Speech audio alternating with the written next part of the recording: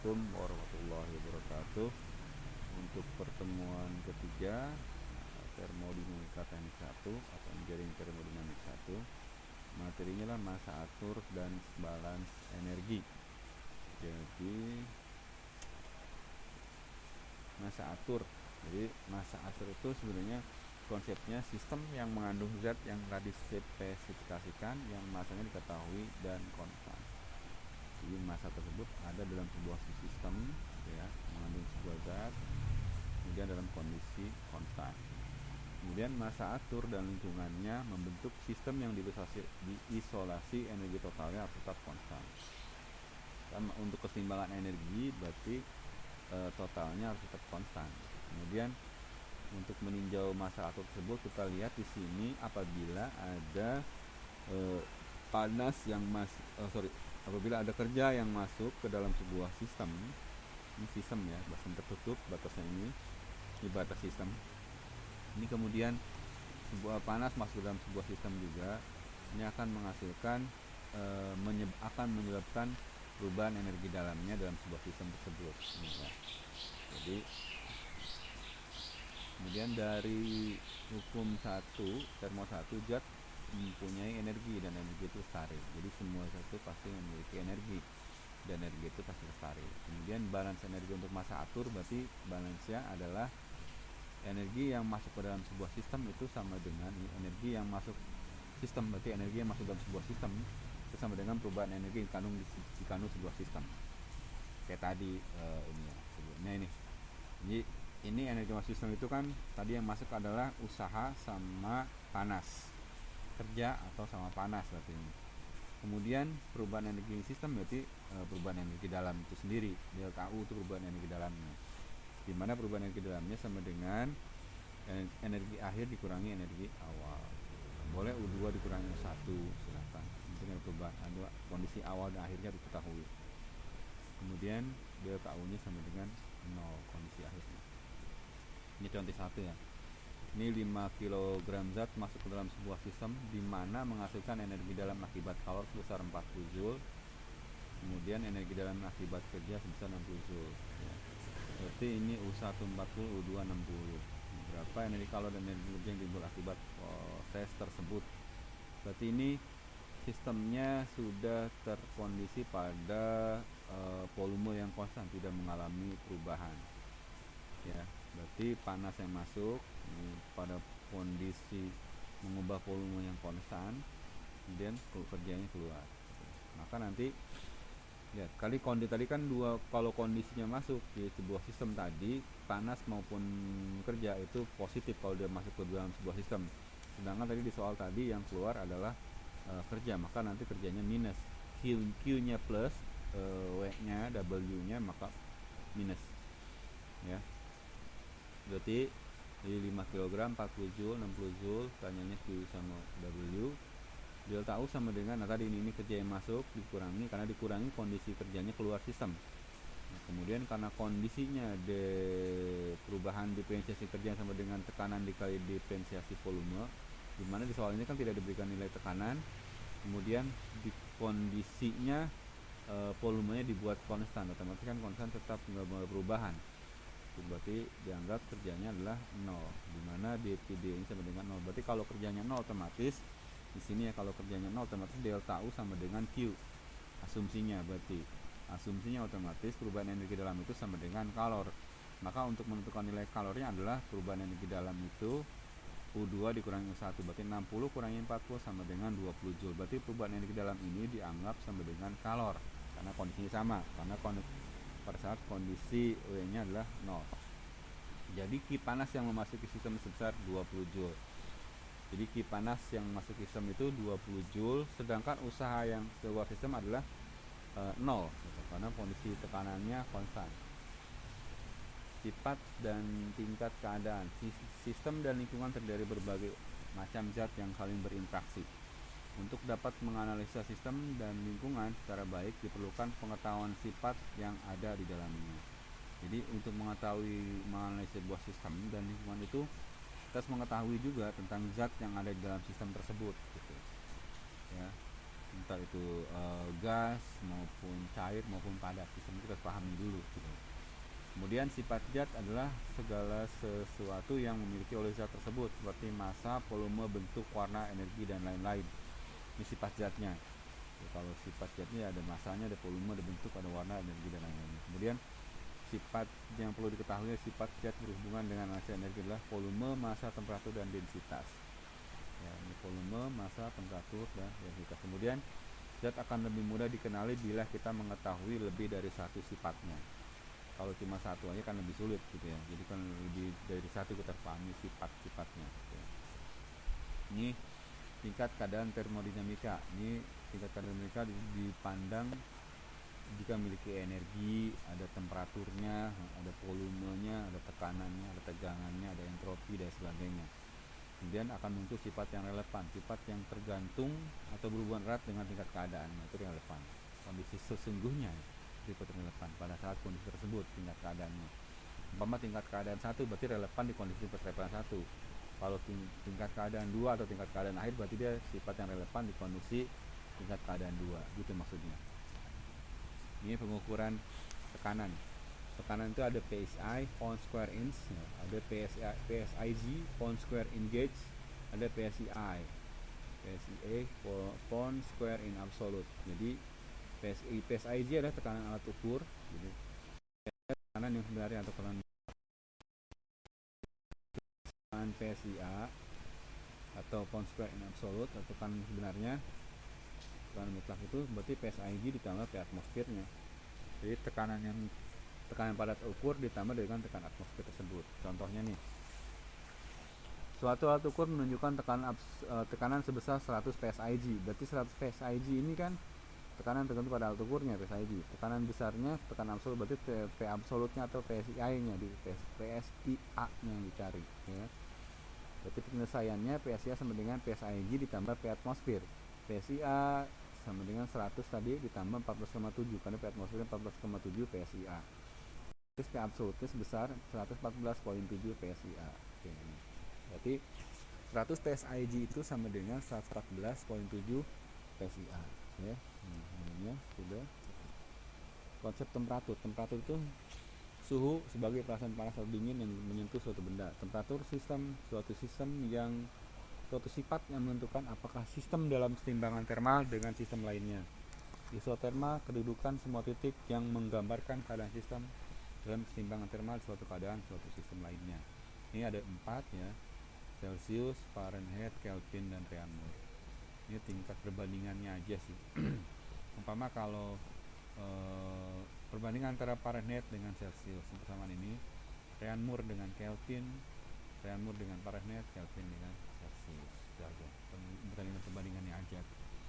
Kalau tinggal ditambah aja nih plus 32 ya, atau 8 plus 32 aja. Itu sama aja poinnya, tinggal perbandingan nilai temperaturnya aja. Sudah kemarin ya. Kemudian proses reversible, proses yang dapat berlangsung dalam 2 arah. Jadi kondisinya nanti ada PP RT, berarti kondisi gas ideal. PP RT ya, tekanan dikalikan dengan volume sama dengan konstanta gas dikalikan temperatur sendiri. Pada sistem ini memiliki 2 variabel bebas, ini berikut ini. Usaha yang masuk memiliki energi dalam, ini kalori yang keluar ya. Oke, ini nilainya. Jadi yang mengalami perubahan itu kalau di kondisi di sini otomatis PPT berubah. Kalau R-nya kan tadi konstanta gas dan nilainya konstanta gas. Sedangkan tadi perubahan konstannya, ini perubahan energinya. Oke. Ini tingkat keadaan bisa berubah dengan mempertahankan salah satu sifatnya konstan. Tingkat keadaan tidak dapat berubah bila energi dan volume dipertahankan konstan. Pada energi dan volume, tentu sifat-sifat lainnya akan tertentu pula.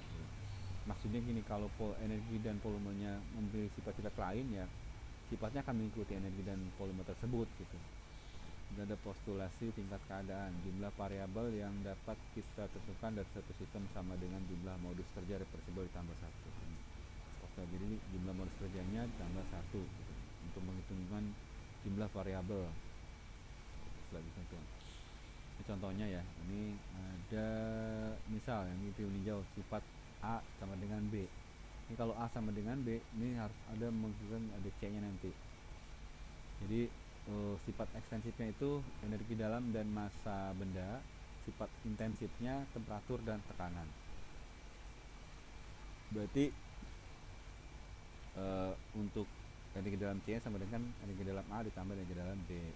Massa benda C sama dengan massa benda A tambah massa benda B. Temperatur C sama dengan temperatur A tambah temperatur B. Tekanan C sama dengan tekanan A tambah tekanan B. Gitu ya. Lanjut aja. Jadi sifat ekstensif itu sifat dari benda yang tergantung pada ukurannya. Antara lain massa, volume, energi, itu ekstensifnya. Sedangkan sifat intensifnya sifat dari benda zat yang tidak tergantung pada ukurannya. Misalnya temperatur dan tekanan. Itu ada dua. Oke. Ini volume jenis. Oke. Tinggal dengan jadi volume jenis itu Pi kecil sebenarnya. Pi kecil sama dengan Pi per M. Jadi volume bendanya dibagi massa bendanya. Kalau energi dalam jenis berarti ini U kecil sama dengan U energi dalamnya dibagi dengan massa jenis massa benda tersebut. Oke. Ini contoh 3. Ini zat A mempunyai 20 BTU LBM, massa bendanya 3 LBM. Zat B memiliki 30 BTU LBM, massa bendanya 6 LBM. A dan B digabungkan dan diberi energi sebesar 150 BTU sebagai panas. Berapa energi dalam jenis campuran tersebut dalam tingkat keadaan akhir? Berarti yang dicari energi dalam jenisnya, delta U nya ya. Oke. Jadi nanti U1 itu sama dengan kan tadi massa A kali UA, massa B tambah UB itu U1 nya 3 kali 20, 6 kali 30, 240 BTU. Berdasarkan balas energi, karena kondisinya tadi pada saat volume konstan, otomatis nanti kerjanya tidak ada 0, otomatis nanti delta U sama dengan kalor. Jadi delta U sama dengan 150 BTU. Berarti delta U nya itu sama dengan U2 min U1. Jadi U2 sama dengan berarti delta U plus U1. Jadi 150 tambah 150 sama dengan 390 BTU tingkat keadaan akhirnya. Otomatis nanti U nya sistem keadaan akhirnya berarti U nya tadi digar 90, masanya berarti kan 3 tambah 6 9, otomatis 4. U nya massa jenis energi dalamnya energi dalam jenisnya itu sebesar 4 tingkat keadaan akhirnya tepat 3,3 BTU aja kondisinya. Lanjut contoh 4. Ini zat A mempunyai 20 BTU LBM, massa bendanya 3 LBM. Zat D memiliki ini U ya, UB nya 20 BTU LBM, massa bendanya 2 LBM. A dan B digabungkan dan diberi energi sebesar 100 BTU sebagai panas. Berapa energi dalam jenis yang terjadi pada C? Pada energi dalam jenisnya. Kemudian di sini ada kalor yang masuk, kemudian ada penjumlahan A plus B nya ya. Ini lanjut ya, kondisi ini. Jadi A plus B itu kondisinya dianggap sama dengan C. Jadi berapa massa jenis C, berapa massa jenis C nya, benda C nya pada BTU LBM. Jadi UC sama dengan UA plus UB, 3 kali 20 plus 20 berarti 2 plus 20 kali 20 berarti 60 plus 40, jadi UC nya 100 BTU. Massa benda yang tadi 3 plus 2 sama dengan 5, otomatis kan nanti tinggal U nya ya, UC nya sama dengan U kecilnya ya, ini U besar nih, apalah ini besar, jadi U besarnya tadi gabungannya dapatnya 100, yang ini sebenarnya dibagi 5, berarti sebenarnya kecilnya 20 BTU LBM ya. Sistem termika dan volume atur. Jadi sebenarnya ini hanya membahas antara lingkungan, beda lingkungan dan beda sistem. Kalau sistem itu yang di dalam sebuah bidang tertutup itu namanya sistem. Kalau yang di luar bidang tersebut dianggap sebagai lingkungan, itu aja sebenarnya. Oke, ini gambarnya seperti ini ya. Tadi kalau sistem ini sistem di sini, berarti yang di luar ini berarti ini lingkungan. Ini batas sistemnya sama dengan ini yang hijau. Ini sistem, ini batas sistemnya aja yang hijau. Nah, di luar itu merupakan di luar sistem yang bisa dianggap sebagai lingkungan gitu kondisinya. Sama kayak ini kalau diambil ini berarti yang hijaunya tadi sistem. Ini hijaunya, berarti hijau ini sistem, hijauan sistem, maka di luar kompresor udara adalah lingkungan. Berarti bisa lingkungan kerja, motor listrik, itu udara bertekanan tinggi, itu bisa dianggap sebagai akibat dari lingkungan. Sedangkan di dalamnya ini kompresor udara merupakan sistemnya aja, gitu aja bedanya. Yang di dalam ini ya, di dalam batas hijau tuh, batas garis hijau itu adalah sistem.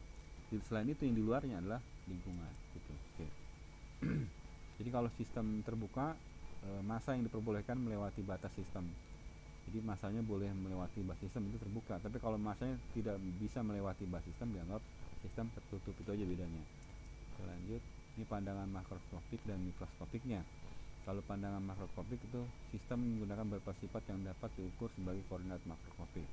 Berarti koordinat keseluruhannya kalau makroskopik. Jadi ada komposisinya, ada volume sistem, ada tekanan gas, ada temperaturnya. Ciri khasnya berarti ciri khas koordinat makroskopiknya itu dia harus memiliki koordinatnya tidak menyangkut pengandaian khusus bagian struktur materi. Jumlah koordinatnya sedikit karena dia secara keseluruhan menyeluruh kan. Koordinat ini dipilih mulai dari daya terima indera sampai dengan secara langsung. Pada umumnya koordinat ini dapat diukur secara langsung. Gitu ya.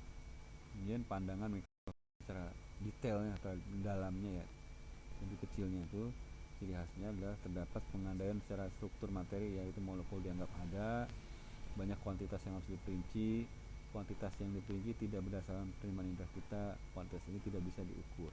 Contohnya banyaklah kira, oke. Contohnya ini nih, ini tadi ini tekanan dirasakan oleh indera kita, dialami, diukur. Jika molekulnya diubah, konsep tekanan tetap dianggap sebagai teori. Kesetimbangan termal, ini kesetimbangan termalnya. Dengan termal itu kalau keadaan setimbang, suatu sistem tergantung pada sistem lain yang ada di dekatnya dan sistem dinding yang memisahkannya. Ini, jadi nanti ini sebuah sistem, ini antara AB dibatasi oleh dinding adiabatis, sedangkan yang atasnya dibatasi oleh dinding diatem yang ada C. Ini kondisi ini berarti kondisi ABC ini itu kondisinya berarti dinding diatem dan dinding adiabatnya dipasang berbeda aja posisinya, maka nanti ini dianggap sebagai kesetimbangan termal gitu kondisinya. Oke, lanjut. Tinggal nih pemuaian pada zat. Oke, untuk pemuaian pada zat biasanya koefisien ini zat padat, cair, dan gas. Kalau cair padat itu ada 3 kondisinya. Dia ada muai panjang, muai luas, sama muai volume. Kalau muai panjang itu pertambahan panjang dulu, mulai pertambahan panjang delta L sama dengan LO dikali koefisien muai panjangnya dikali perubahan temperaturnya. Ini koefisien muai panjang. Ada lagi nanti koefisien ini untuk pemuaian luas ya. Luas berarti nanti ada muncul luas awal ya, dikali koefisien muai luas dikali perubahan temperatur. Lagi nanti ada pertambahan volume atau pemuaian volume, itu berarti volume awal dikali koefisien muai volumenya dikali perubahan temperaturnya. Ini untuk benda padat ya, untuk pemuaian benda padat. Ada muai panjang, muai luas, muai volume. Jadi kalau untuk koefisien muai panjang itu, untuk muai luas itu sama dengan 2 kali koefisien muai panjang. Sedangkan untuk muai volume itu 3 kali koefisien muai panjang. Karena kan untuk panjang itu dianggap di satu dimensi saja, itu panjang aja. Sedangkan kalau luas ini dua dimensi karena rumusnya panjang kali lebar. Sedangkan untuk volume 3 dimensi, yaitu panjang kali lebar kali tinggi, atau tusuk sisi kali sisi kali sisi gitu ya kondisinya. Jadi nanti untuk panjang akhir itu ya, mungkin panjang akhir itu sama dengan LT berarti panjang awal ditambah pertambahan panjang. Oke. Sama juga nanti untuk luas akhir itu berarti luas awal ya ditambah pertambahan luas. Apalagi atau nanti volume akhir itu sama dengan volume awal ditambah pertambahan atau pemuaian volume.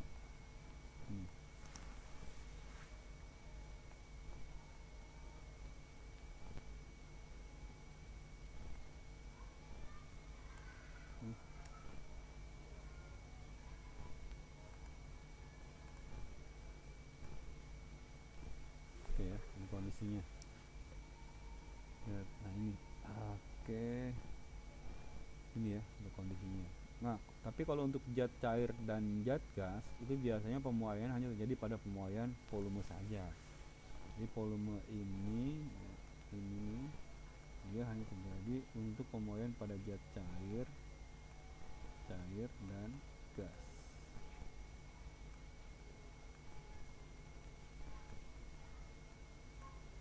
Volume ya karena kan cair gas kan menempati wadahnya. Wadah tersebut dianggap baik pencair maupun gas itu kan dianggap menempati wadahnya. Wadah tersebut berarti memiliki volume, dan pemuaian yang terjadi hanya benda pada zat cair dan zat gas itu hanya terjadi pada pemuaian volume saja. Oke ya. Oke, cukup. Terima kasih untuk pertemuan hari ini. Terima kasih. Selamat malam. Assalamualaikum warahmatullahi wabarakatuh.